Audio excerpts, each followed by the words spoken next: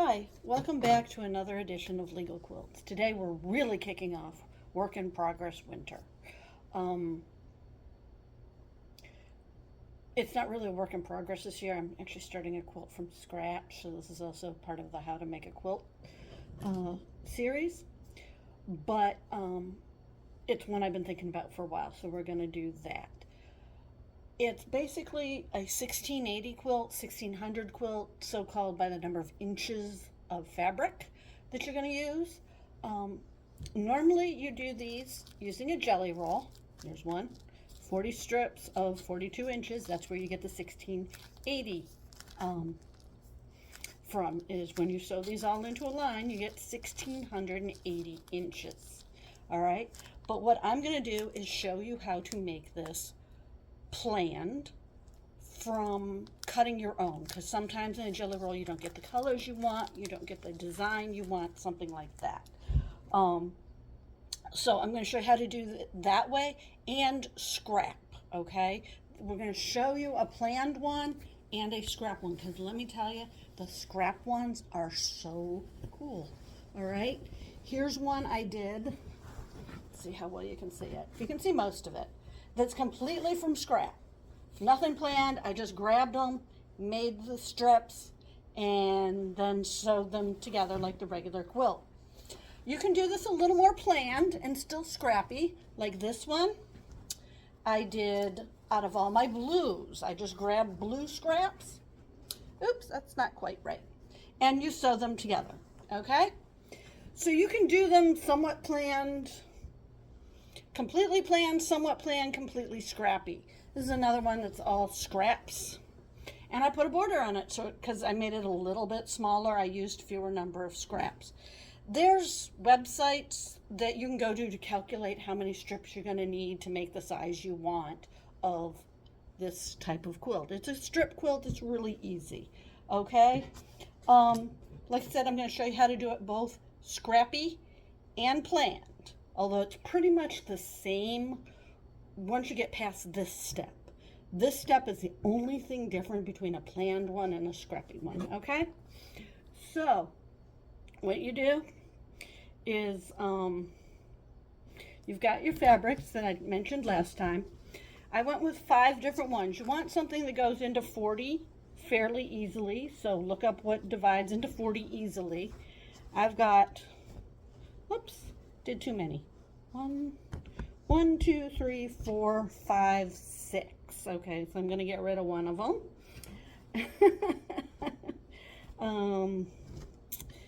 And decide what I'm going to do later, okay? I have a lot of them. So I'm going to do 5, so you got to cut 8 from each of them. I hope I have enough to cut 8. Now, in a jelly roll, these are 2.5-inch strips. So that's all you're going to do. You're going to cut the number of 2.5-inch strips from each quilt, from each fabric, sorry. Take your ruler, 2.5-inch line, lay it on the fabric. I'm doing this the other way than most people see because I'm left-handed, so my ruler's on the right and my cutter's on the left. Right-handed people do it the other way. Your ruler's on your right, on your left, and you're cutting on your right. Okay, you just line that up on the edge of your fabric and you cut the number you need.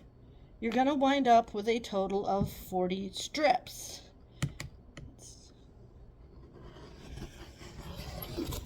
I'm a little cranky today.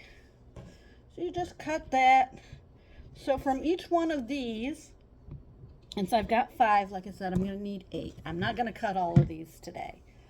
But you just cut your 40 strips, okay? I'm going to cut a couple here so I can get somewhat started on this subject, alrighty? Alright, and actually what I'm going to do for the next step, I'm going to cut one of these too from another fabric so I can show you the next step, right? There we go. Same thing. You might have to even up your edge a little bit. If you have to, you just put your fabric on a line, put your ruler on the line, and then you cut it straight, so then you get a straight edge right along that line. Oops. And you don't pull your fabric out of alignment as you're cutting all the little pieces. It might be time to change my blade. Alrighty. I know blades are expensive, but it's worth it to not tear your fabric to replace them regularly. Alrighty, so I got one of those. Alright. Now, scrap is a little bit different, alright? Because you might not necessarily have a piece that's 42 inches long. Like this piece is about 27 inches, okay? And this piece is a lot smaller, alright? That's okay. This is really good to use up those pieces. You don't want too small, and I'll explain that in the next step, but you want something, but you can go with some of your smaller pieces, all right? And you do the same thing, just make sure they're 2.5 inches. So anything that you've got that's 2.5 inches or wider can go into here. The length doesn't matter, okay? What matters is the width, 2.5 inches. So you just cut those. Now here's the tricky part. Let me cut this one first, all right? All right.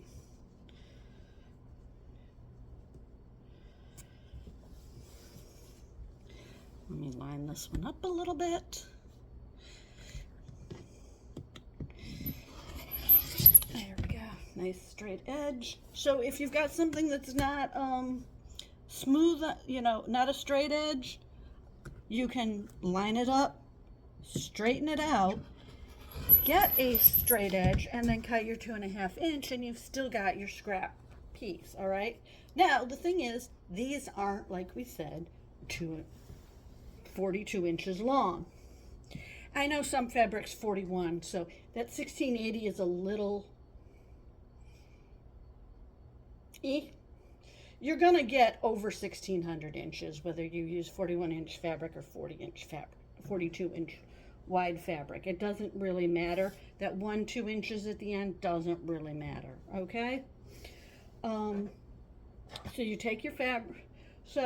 But this isn't 42 inches, we already said, and we know this one definitely isn't 42 inches. So what do? You grab a notepad. See my little notepad? There, that way I won't get a copyright strike. See, get your little notepad and a pen. This takes a little more work to make it completely scrappy than a planned one, where you're working from solid widths of fabric like this.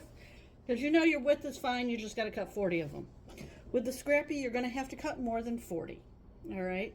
So what you do is you measure it out. This one's 27 and a tad, so I'll just call it 27, because like I said, that 1680 is rough, okay? And then you measure the next one, and that one's 13 and a tad, so we'll call that 13. And you just keep writing your things down, your numbers down, okay? And every so often add them up to see where you are.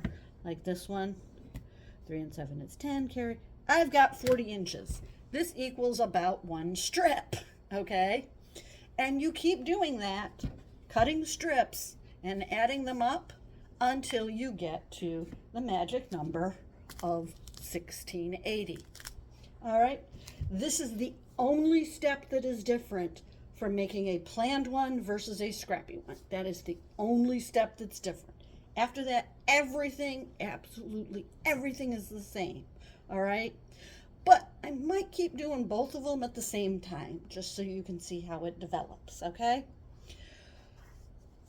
But that's the only difference, is you need 40 here and an unknown number of scrappy pieces. That's it. Everything else is the same. Now, how do you get the long line where this becomes 1,680 inches? This becomes 1,680 inches instead of 42? I will show you that step next.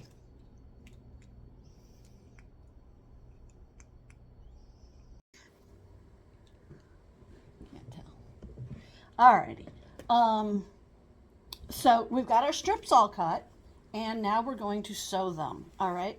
How do we get these strips into one? We just sew them together. Now you can sew them end to end, just straight across if you want, okay? There's nothing wrong with doing it that way. I prefer to do it where you have the bias strip, where it's more at a diagonal. What order do you sew them in? I like to, when I'm doing even a planned one where I cut my own or from a jelly roll, I like to sew them in order. Not all of these strips together, but in order. So like of the 5, I would sew fabric 1, fabric 2, fabric 3, fabric 4, fabric 5, then start over into the strip. You can sew all of one fabric together and then start the next one into the line. It doesn't matter. It's how you sew them is going to kind of affect the pattern at the end, but no matter what, it turns out cool. All right. So we're just going to sew these. This is fabric 1. Okay. This is fabric 2. That's why I cut a second one.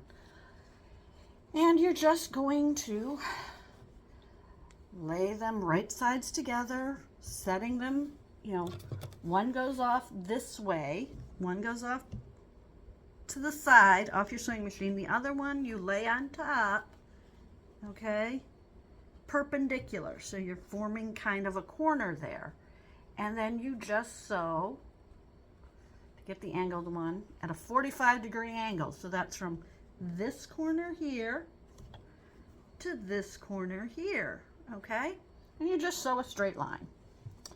And I did not bring my scissors with me. Oh, my needle unthreaded. It's gonna be one of those days. Okay. I ran a test run right before I turned on the video, and it unthreaded on me. Okay, we're gonna stop. We're back. Needle threaded. You didn't want to watch me arguing with it. That's all. All right, so you've got your pieces. You just put it in slightly at the angle so that you can just do this. Some people draw the line on it.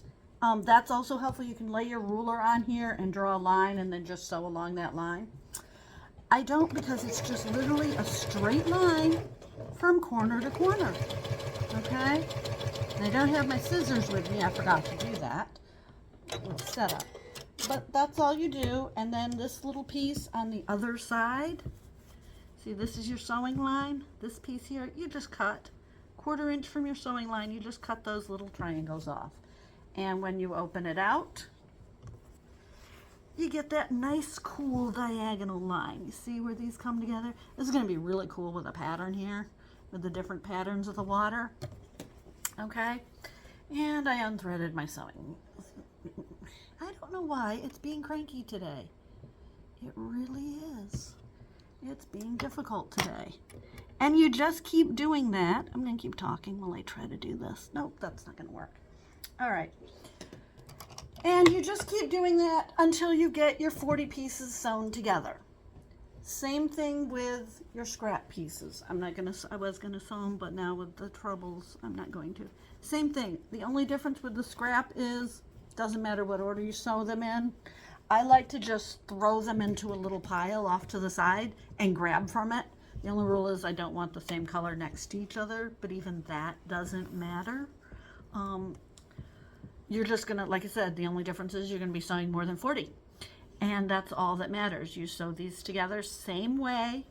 You can do end to end, or you can do the nice diagonal. I like the bias one with the diagonal. I think it makes a nicer looking end when you're done, but it doesn't really matter whether you sew them end to end. It's what you're most comfortable with, okay?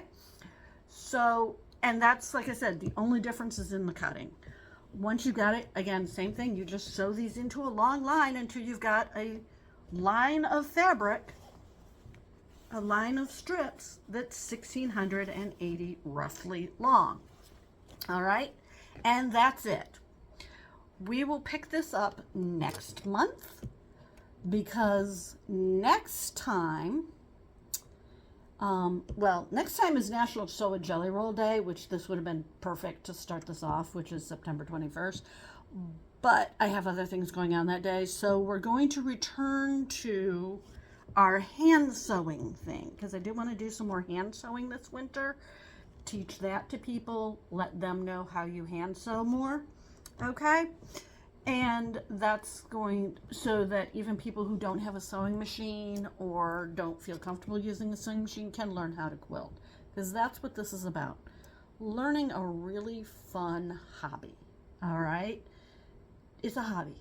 It doesn't have to be perfect. It doesn't have to be exactly right. You just have to have fun doing it. There's no quilt police. The quilt police make it not fun, all right? And as I've said before, if what I'm doing you don't like, there's other channels out there. There's no reason to come on my page and say things like you're terrible, you're horrible, you don't know what you're talking about, whatever. You don't like what I'm saying? Move along. There's another one out there. This is for people who want to have fun. All right.